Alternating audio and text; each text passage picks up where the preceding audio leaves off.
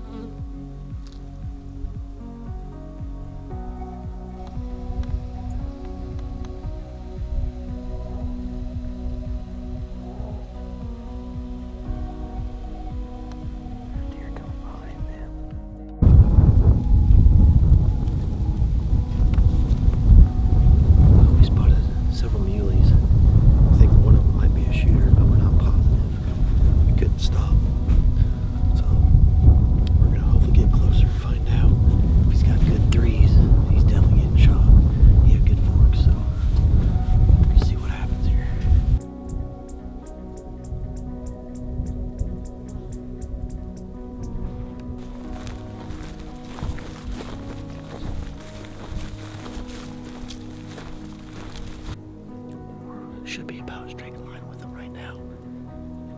So now we're gonna get up here to the crest. Gonna crawl up there, get a visual and see if he's a sure shooter. If he is, we're gonna close the distance.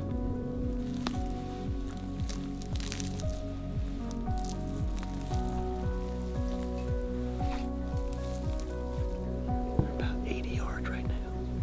We're gonna belly crawl probably about 35 yards right here. Get up close to him. Hopefully get a shot when he stands up. We gotta be quiet. There's no wind at all. Let's go ahead.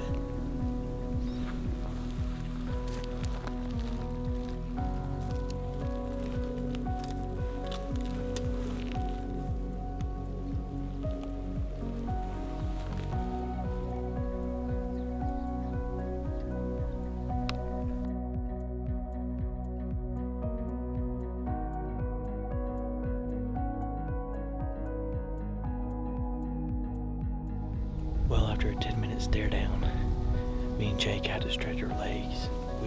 My toes are about ready to fall off my knees. So was Jake's. And we just took our eyes off for a minute after he got done looking at us. And sure enough, the shooter stood up in that time, and he went off with the rest of them. Well, it's raining, and we need to get down there and brush in our blind for this afternoon's hunt. And looks like it's gonna pass here in about 10 minutes or so. That's one thing cool about the mountains is you can see it coming and going from a long ways away. And I see it coming from a long ways away. 10 minutes. Yeah. I'm calling your bluff. No. Well, we're just putting the finishing touches on our blind right now. This is the gap that the deer we've seen 2 nights in a row coming through. We couldn't figure out why. Well, on our way out here, we found out it's because they're all over in the clover. There's no cattle in this section of the pasture. So we're putting our final touches on it. And what we're doing right here, you notice on this side, we're making it higher. The reason we're making it higher on this side is because the sun's gonna be setting right behind us. That's gonna give us some shade. The last thing you want is to stick out like a sore thumb in the middle of a pasture with the sun just beaming down on you. So we got a nice high wall on that side. We got coverage on that side. We're making it a little higher on this side. We got sage, we got a little bit of everything compiled in here. It's a little windy, but we're gonna come back out here about 5 o'clock. We're gonna sit, and they should be coming within about an hour and a half before sunset. So we're gonna hurry up and get out of here, and we'll be back here in a little bit.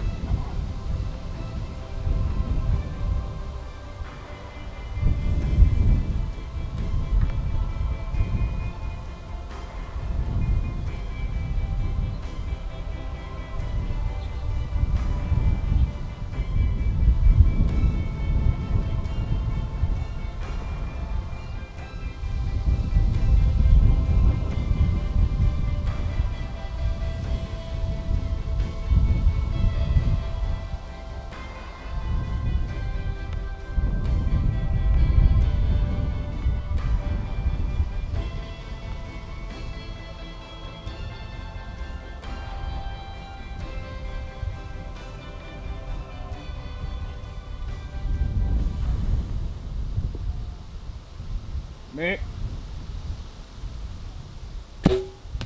Got it. Get to your right there, you smoked. Where's he at now?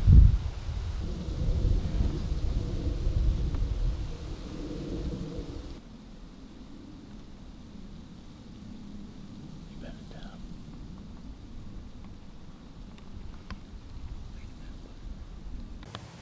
These mule deer are tough, dude. Tough. They're all just standing here. He's 93 yards away right now. I can't put another arrow in him as I would. We're just gonna wait him out. Hopefully he's gonna kill over and die right there.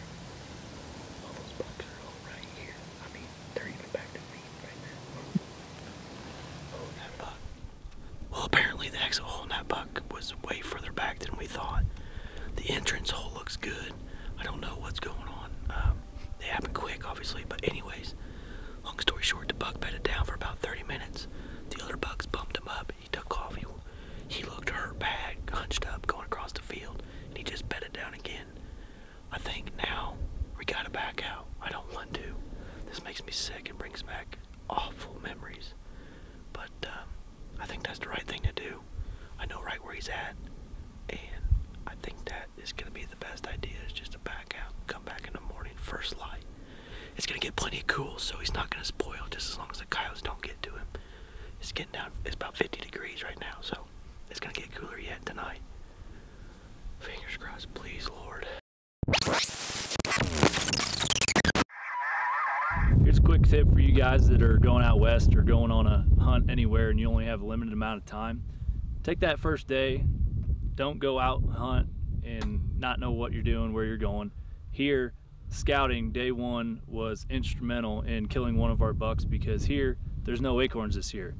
Last year loaded and it worked for us, but this year no acorns, and we found out that the cattle are off these pasture and they're here eating this clover, and we banked on that and led to our success. Well, the moment of truth, the next morning. He's laid for close to 12 hours now, so praying he's where we last saw him last night, so gonna go down here and see if he's there. There he is. Coyotes are already on him though. Got the deer. I'm pissed about the meat. Coyote's on him. I know he is. There's a coyote on him. Get out here, Kyle. Get it. Get it. Get it. Get it.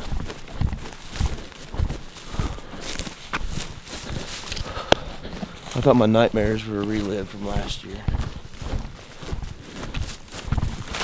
I knew that shot had to kill him. I knew that shot had to kill him. Freaking hate coyotes. I'm gonna kill them all. Every one of them.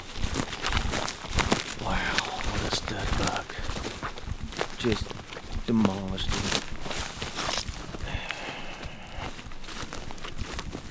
Well, here's what's left of him.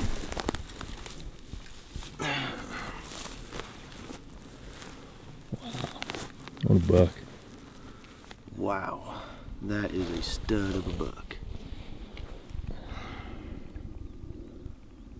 Unreal. Less than 12 hours and the coyotes are already destroying him. Craziness. I didn't even know he had that. Yeah.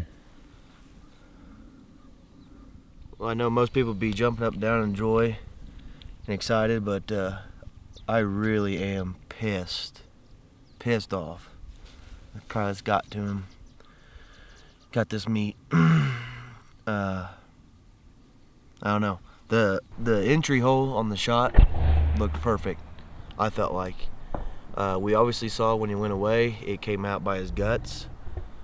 He was alive for at least an hour, hour and a half. So, and he even got up from his original bed, made it to here, and we knew we had to back out. I mean, we just had to. I mean, we didn't want to bump him all over God's creation here, and relive a nightmare from last year. So, I guess this makes up for it somewhat. It's unfortunate about the dang meat and the cape here, but beautiful buck. I'm happy with him, and yeah, I'm jacked about the buck, but once again the meat.